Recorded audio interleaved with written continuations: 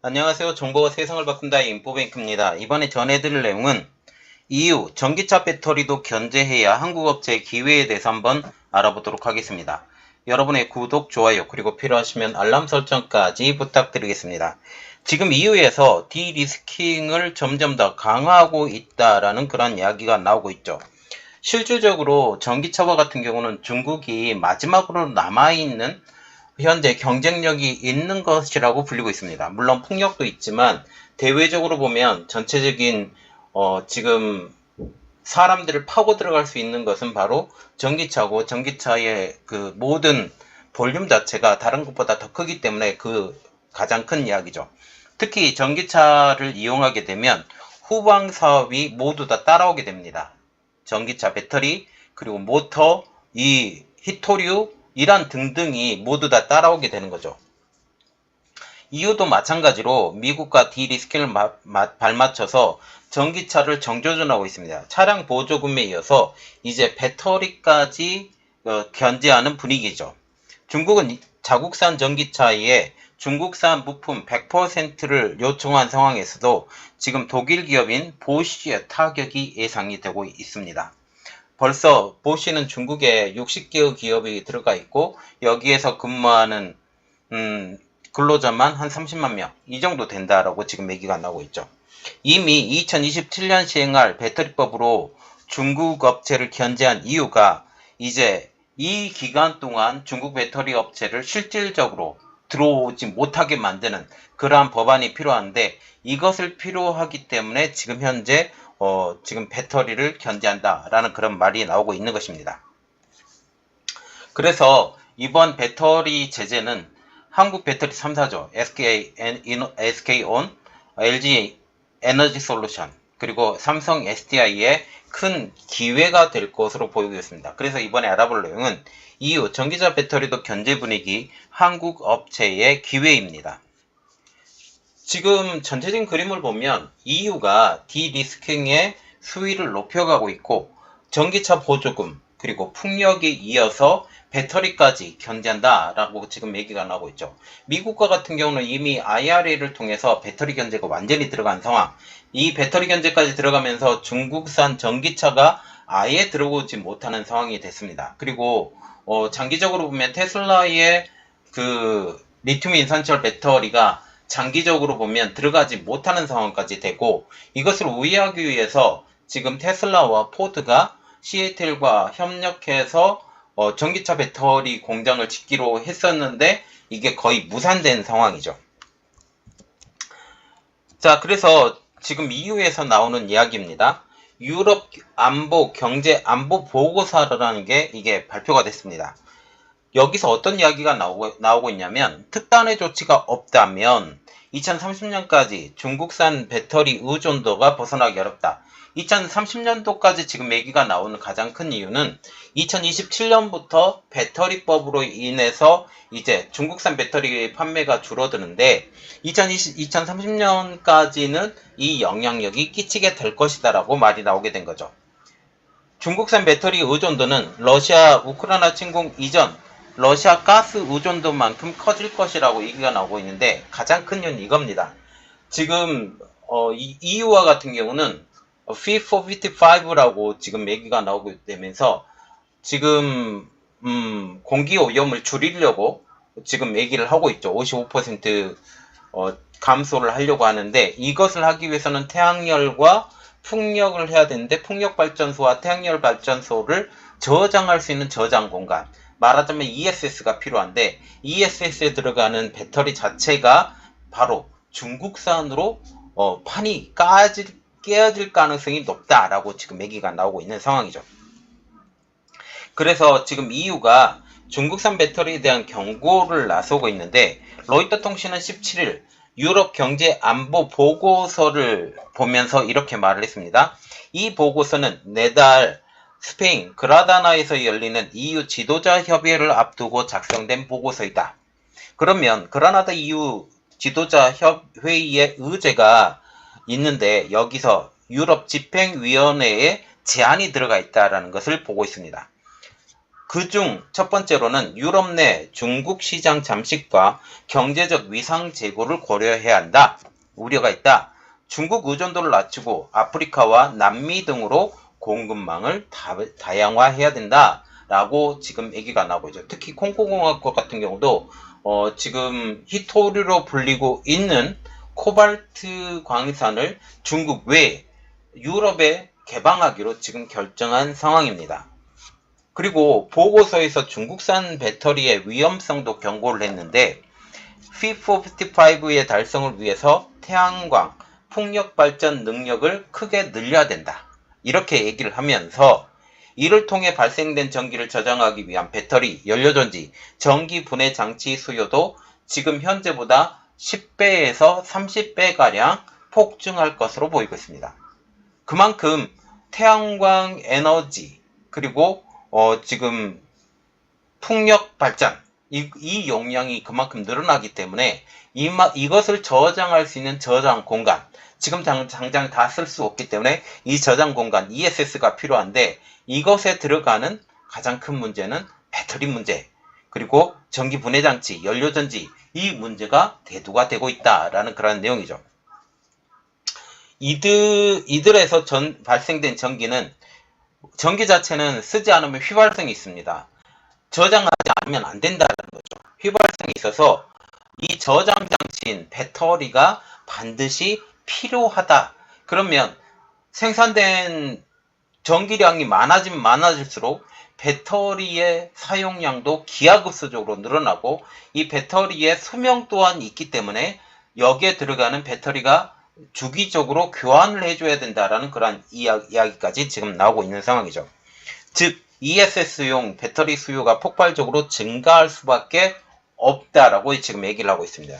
특히 ESS에서는 리튬 인산철 배터리라고 불리는 LF 배터리의 사용이 효과적입니다.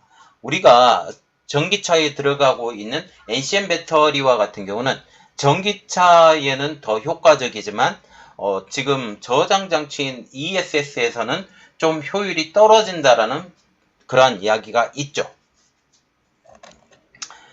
또 Fit for 55에서는 2030년까지 유럽연합의 온실가스 배출량을 55%까지 줄이자라는 게 지금 목표로 지금 되어 있습니다. 전기 분해 장치의 경우 EU가 시장 점유율 50% 이상이기 때문에 큰 문제가 없지만 문제는 바로 배터리라고 지금 얘기가 나오고 있고 ESS에 많이 사용되고 있는 리튬 인산철 배터리는 이 주도권이 지금 중국에게 있기 때문에 2030년까지 그 이후에는 또 상황이 바뀔 수도 있지만 이러한 상황에서는 문제가 될 것이라고 지금 얘기가 나오고 있는 상황이죠. 그래서 중국산 배터리, 의존 배터리 시장에 대한 경고도 아끼지 않았는데요. 로이터 통신은 17일 유럽 경제 안보 보고서를 분석하면서 유럽연합이 강력한 조치를 취하지 않는다면 러시아 에너지에 의존했던 것과 같이 중국산 리튬이온 배터리와 연료전지에 2030년까지 의존할 것. 지금 이 이야기가 나오는 가장 큰 이유는 지금 천연 에너지로 불리고 있는 풍력과 태양열을 이용해서 이러한 전기를 만들어내야 되는데 이 에너지 싸움이라는 거죠. 에너지 저장 장치이기 때문에 에너지 싸움이기 때문에 이 에너지 싸움인 지금 러시아의 천연가스를 빗대어서 지금 얘기를 하고 있는 것입니다. 중국산 부품에 대한 관한 높은 의존도가 유럽연합 산업 부분의 생산성을 약화시키고 기후변화 해결에도 도움이 되지 않을 것이라고 지금 얘기를 하고 있습니다. 러시아의 우크라이나 침공 이전인 2021년 기준 러시아산 천연가스의 비중이 EU 가스 소비량 중 40% 이상이었다라고 얘기를 하고 있고 또한 러시아산 석유와 석탄 수입량도 각각 석유와 같은 경우는 27%, 석탄과 같은 경우는 46%나 되었는데 이것을 채우기 위해서 많이 노력을 했다. 그래서 여전히 높은 가격으로 에너지를 구입하고 있기 때문에 지금 유럽의 인플레이션이 아직까지 해결이 되지 않는다라고 지금 얘기를 하고 있으면서 결국 중국이 문제가 생겨서 공급을 받지 못하게 되는 그런 상황이 된다면, 그리고 현재 미국과 유럽이 공동으로 발맞춰서 디리스킹을 하고 있는데 지금 이것을 막아내지 못한다면 큰 문제가 될 것이다. 그리고 그들은 공산 진영이고 사회주의 진영이기 때문에 그들과 우리는 서로 동화되지 못할 것으로 지금 얘기를 하고 있습니다. 러시아의 우크라이나 침공 이후 EU가 러시아로부터 에너지 수입을 중단하면서 가격이 급등하고 인플레이션이 상승하면서 유럽 중앙은행의 기준금리도 급격히 인상해야 됐다. 그런데 만약 중국에서 어떤 문제가 발생하게 되고 중국산 배터리 수입이 금지되게 되는 그러한 순간이 오게 된다면 똑같은 일이 발생할 수 있을 것이다 라고 빗대어서 이야기를 한 것입니다. 그래서 EU는 중국산 전기차와 배터리를 견제하겠다라고 지금 얘기가 나오게 되는 것이죠. 현재 전기차 전환 그리고 Fit for 55를 선언한 이유를 먼저 봐야 되는데, EU는 2035년까지 내연기관차 판매 금지를 공식화합니다. 그리고 예외는 이 퓨어를 사용하고 있는 내연기관차의 판매는 허용했죠. 이것은 바로 독일의 반발 때문이었습니다. 또한 Fit for 55의 선언으로 2030년까지 온실가스 배출량을 55% 감축, 그리고 이후 2050년까지 배출량을 더 줄이겠다라고 지금 얘기를 한 상황이죠. 이렇게 되면서 중국산 전기차 주도권을 확대 제동을 걸지 못하면 BMW, 벤츠 등 역내 기업의 경쟁력이 하락할 것이다 라고 얘기가 나오고 있고, 중국산 배터리에 대한 견제 움직임은 향후 에너지 안보와 관련이 있기 때문에 이번에 이러한 언급도 시작되었다라고 보시면 되는 것이죠. 또한 EU는 이미 10년 전 태양광 패널 부분에서 실패를 맛보았기 때문에 이러한 것들을 미리미리 차단을 하겠다라고 지금 얘기를 하고 있죠. 2012년 하나솔라가 2011년 파산한 독일의 큐셀사를 인수한 배경에도 이 실패한 태양광 발전이 있었습니다. 그리고 이 하나솔라가 큐셀사를 인수하면서 하나큐셀이라고 이름을 불렀고, 이 지금 유럽 수출을 굉장히 잘하고 있는 상황이 되는 것이죠. 이번 전기차와 배터리 규제를 통해서 한국의 국내산 전기차와 그리고 배터리 업체, 대표적인 것은 현대자동차그룹, 그리고 배터리 산업과 같은 경우는 LG에너지솔루션, SK온, 삼성 SDI가 반사 이익을 기대한다라는 이야기가 나오고 있습니다. 첫 번째로 보는 것은 자동차의 반사 효과입니다. 만약 중국 전기차가 15% 이상의 상계관세를 부과가 된다면 국내 기업들의 반사 효과는 있을 것이다. 특히 현대차그룹은 이미 유럽 시장에서 두각을 나타내고 있다라고 지금 얘기를 하고 있습니다.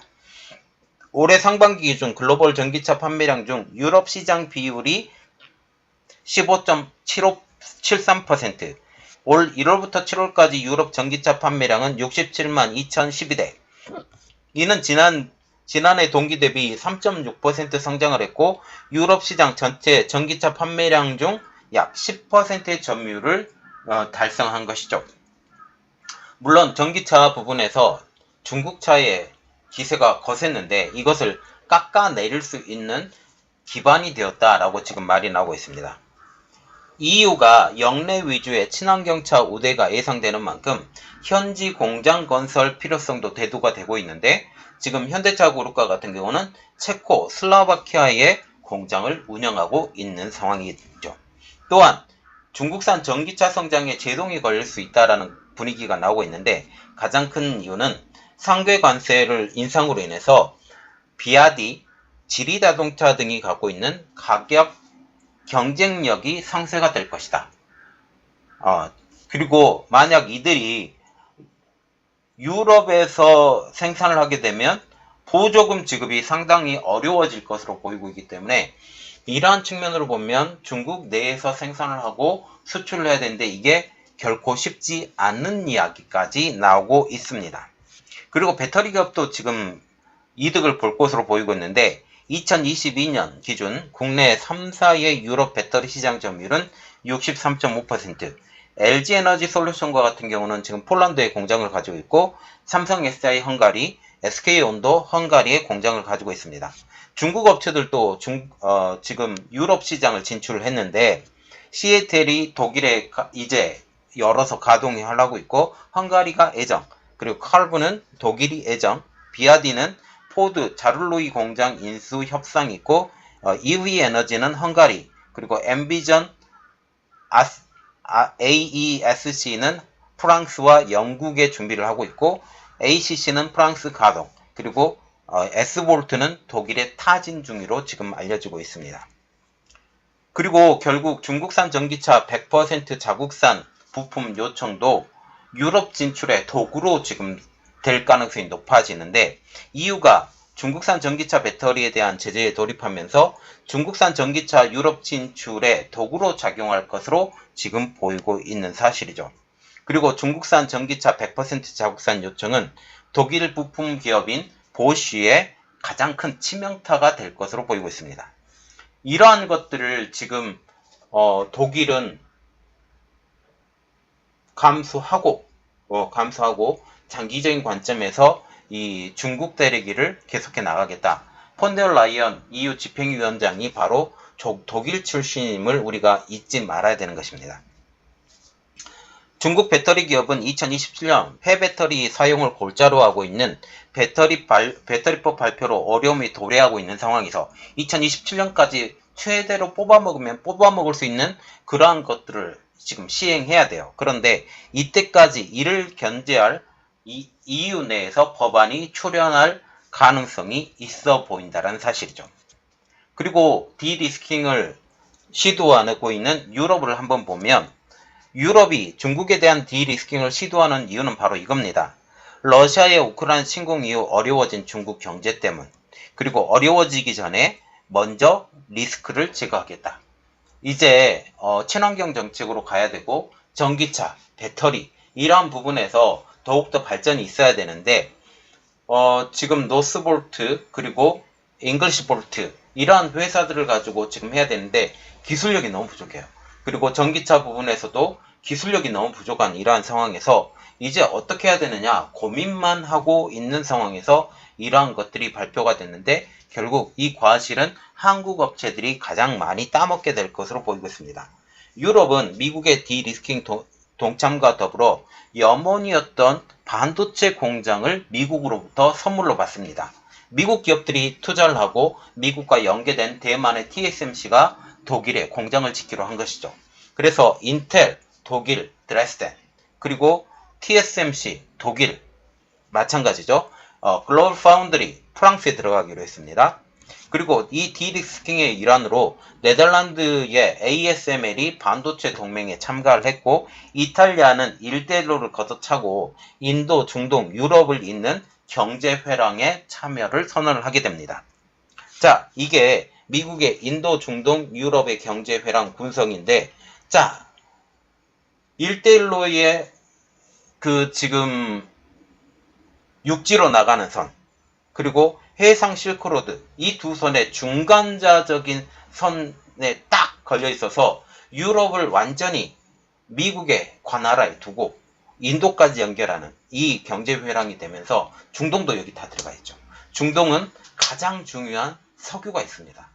결국 석유는 언제까지나 가장 중심적이 될 수밖에 없어요. 전쟁이 일어나면 전기 자동차 못 써요. 군사 방산 분야는 무조건 석유를 사용할 수밖에 없습니다. 항공기 마찬가지죠. 항공기도 급유할 때 빨리 급유해서 뛰어야 되는데 전기 급유하면서 몇 시간 동안 급유할 수 있는 그런 조건이 안 되죠. 결국 석유가 중심이 되고 여기 석유가 중심이 되는 이 사우디아라비아, 아랍에미리트가 플러스가 돼 있고 인도, 이탈리아, 프랑스, 독일, 미국 여기에 한국의 기술, 일본의 기술들이 다 포함이 되는 인도 태평양 정책에 지금 나토까지 연결이 되어 있는 그런 모습을 볼 수 있다라는 사실이죠. 자, 전체적인 그림을 볼 때 이제 나토 동맹국으로 불리고 있는 이탈리아도 지금 나토 동맹국이니까 나토 동맹국으로 불리고 있는 이러한 세력과 공산주의 세력으로 불리고 있는 지금 러시아, 중국, 그리고 북한 이러한 쪽이 다 연결돼서 이제 세대력을 하는데, 지금 가장 마지막은 동북아시아, 특히 중국으로 중심으로 하고 있는 남태평양 지역이 가장 불안한 지역으로 지금 대두가 되고 있습니다. 이러한 문제들이 어떻게 해결이 될지 한번 같이 지켜보고, 중국은 미국의 견제가 더 심해지고 유럽의 견제도 더 심해지는 것을 여러분들이 보고, 이게 다 정치적으로 연결이 되어 있고, 인도네시아가 지금 프랑스의 비행기를 사고 미국의 비행기를 사고, 그리고 한국은 조금 도태시켰던 그 배경도 다 이란으로 보면 되겠습니다. 인도네시아 같은 경우는 니켈을 많이 갖고 있는 나라인데, 지금 배터리의 가장 중요한 부품 중에 두 개, 광물은 두 개 있는데, 첫 번째 리튬, 두 번째 니켈입니다. 지금 니켈 코발트 프리 제품을 만든다고 얘기하면서, 코발트 프리가 되면 지금 전체적으로 리튬 인산철 배터리는 NCM 배터리가 NM 배터리로 지금 바뀌어지는데, NM 배터리로 바뀌게 되면 더욱더 중요하게 된 게 니켈이에요. 코발트는 이제 그 영향력이 그전보다 떨어질 겁니다. 그런 여러 가지를 볼 때 이러한 것들을 한번 우리가 고려해야 된다. 그리고 하여튼 인도네시아는 양아치처럼 행동했다라는 여러 가지가 있습니다. 자, 이번 내용은 여기까지 하겠고요. 저희 내용이 여러분들에게 도움이 됐다고 생각을 하시면 구독, 좋아요, 그리고 필요하시면 알람 설정까지 부탁드리겠습니다. 감사합니다.